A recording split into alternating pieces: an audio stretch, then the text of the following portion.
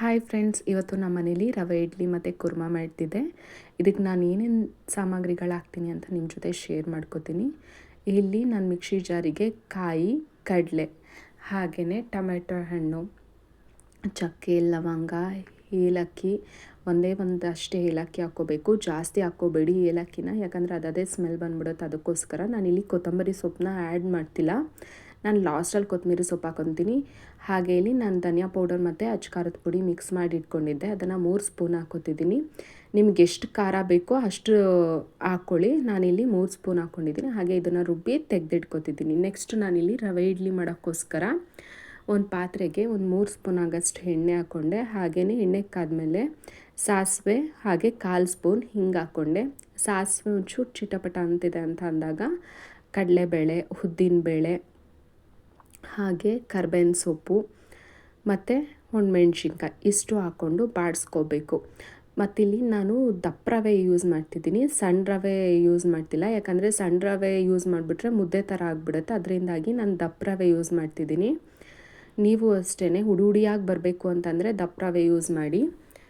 ನೋಡಿ, ಇದನ್ನು ಚೆನ್ನಾಗಿ ಗಮ್ಮನ್ನ ರೀತಿ ಹುರ್ಕೊಳ್ಳಿ. ಜಾಸ್ತಿ ಹುರಿಯೋಕ್ಕೆ ಹೋಗಬೇಡಿ. ಗಮ್ಮಂತ ಸ್ಮೆಲ್ ಬರ್ತಿದೆ ಅಂದ ತಕ್ಷಣ ಆಫ್ ಮಾಡಿಕೊಂಡು ತೆಗೆದಿಟ್ಕೊಬೇಡಿ. ಹಾಗೆ ನಾನಿಲ್ಲಿ ಕುರ್ಮಾಗೆ ರೆಡಿ ಮಾಡ್ಕೊತಿದ್ದೀನಿ. ಕುರ್ಮಾಗಿಲ್ಲಿ 2 ಸ್ಪೂನ್ ಆಗೋಷ್ಟು ಎಣ್ಣೆ ಹಾಕ್ಕೊಂಡು ಈರುಳ್ಳಿ ಹಾಕ್ಕೊಂಡು ಬಾಡಿಸ್ಕೊತಿದ್ದೀನಿ. ಈರುಳ್ಳಿ ಒಂದು ಸ್ವಲ್ಪ ಫ್ರೈ ಆಗ್ತಿದೆ ಅಂತ ಅಂದ ತಕ್ಷಣ ನಾನು ಶುಂಠಿ ಬೆಳ್ಳುಳ್ಳಿ ಪೇಸ್ಟ್ ಹಾಕ್ಕೋಬೇಕು. ಶುಂಠಿ ಬೆಳ್ಳುಳ್ಳಿ ನಾನು ಜಜ್ಜಿ ಇಟ್ಕೊಂಡಿದ್ದೆ, ಅದನ್ನು ನೀವು ಪೇಸ್ಟ್ ಇತ್ತಂದರೆ ಅದಾದರೂ ಹಾಕ್ಕೊಳ್ಳಿ, ಇಲ್ಲಾಂದರೆ ರುಬ್ಬಕ್ಕಾದರೂ ಶುಂಠಿ ಬೆಳ್ಳುಳ್ಳಿ ಹಾಕ್ಕೊಳ್ಳಿ. ಹಾಗೆ 1/4 ಸ್ಪೂನ್ ಆಗೋಷ್ಟು ಅರಿಶಿನ ಹಾಕ್ಕೊಂಡು ಫ್ರೈ ಮಾಡ್ಕೊಂಡಿದ್ದೀನಿ. ಹಾಗೆ ಇದು ಫ್ರೈ ಆಗ್ತಿದ್ದಂಗೆ ರುಬ್ಬಿದ ಮಸಾಲೆ ತೆಗೆದಿಟ್ಕೊಂಡಿದ್ವಲ್ಲ ಅದನ್ನು ಹಾಕ್ಕೊಂಡು ಚೆನ್ನಾಗಿ ಬಾಡಿಸ್ಕೊಬೇಕು. ಹಾಗೆ ಎಷ್ಟು ಬೇಕೋ ಅಷ್ಟು ನೀರು ಹಾಕ್ಕೋಬೇಕು. ನೋಡಿಕೊಂಡು ನೀರು ಹಾಕ್ಕೊಳ್ಳಿ, ಜಾಸ್ತಿ ನೀರು ಹಾಕ್ಕೊಳ್ಳೋಕೆ ಹೋಗ್ಬೇಡಿ. ಹಾಗೆ ರುಚಿಗೆ ಎಷ್ಟು ಬೇಕೋ ಅಷ್ಟು ಉಪ್ಪು ಹಾಕ್ಕೊಳ್ಳಿ.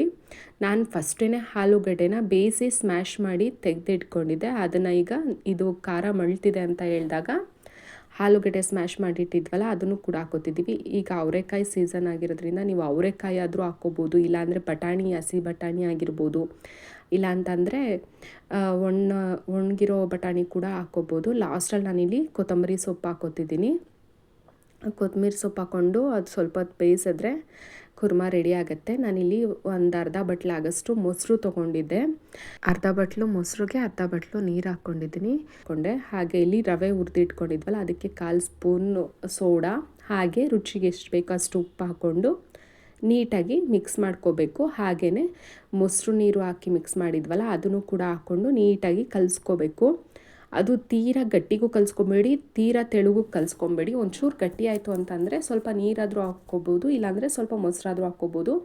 ನಾನಿಲ್ಲಿ ಇಡ್ಲಿ ಪಾತ್ರೆಯಲ್ಲಿ ಎಣ್ಣೆ ಹಾಕಿ ಕ್ಯಾರೆಟು ಹಾಗೆ ಕೊತ್ತಂಬರಿ ಸೊಪ್ಪು ಹಾಕಿಟ್ಟಿದ್ದೆ. ಅದಕ್ಕೆ ನಾವು ರವೆ ರೆಡಿ ಮಾಡಿ ಇಟ್ಕೊಂಡಿದ್ವಲ್ಲ ಅದನ್ನು 3/4 ವಾಸಿಯಷ್ಟು ಹಾಕ್ಬಿಟ್ಟು ಬೇಯಕ್ಕಿಡೋಣ. ನೋಡ್ಬೋದು ಎಷ್ಟು ಚೆನ್ನಾಗಾಗಿದೆ ಅಂತ ಹೇಳಿ. ಈಸಿಯಾಗಿ ಕೂಡ ತೆಗಿಬೋದು. ನೀವು ಹೋಟೆಲಲ್ಲಿ ತಿಂದಿರ್ತೀರಲ್ಲ, ಸೇಮ್ ಅದೇ ಥರ ಟೇಸ್ಟ್ ಇರುತ್ತೆ. ಈ ವಿಡಿಯೋ ಇಷ್ಟ ಆಗಿದ್ದರೆ ಪ್ಲೀಸ್ ಲೈಕ್ ಮಾಡಿ, ಶೇರ್ ಮಾಡಿ, ಹಾಗೆ ಸಬ್ಸ್ಕ್ರೈಬ್ ಮಾಡಿ. ಹಾಗೆ ಕೆಳಗಡೆ ಕಾಣಿಸ್ತಿರೋ ಬೆಲ್ ಬಟನ್ ಮೇಲೆ ಪ್ರೆಸ್ ಮಾಡಿ. ನಾನು ಯಾವುದೇ ಹೊಸ ವಿಡಿಯೋ ಅಪ್ಲೋಡ್ ಮಾಡಿದ್ರೂ ನೋಟಿಫಿಕೇಷನ್ ಬರುತ್ತೆ. Thank you for watching.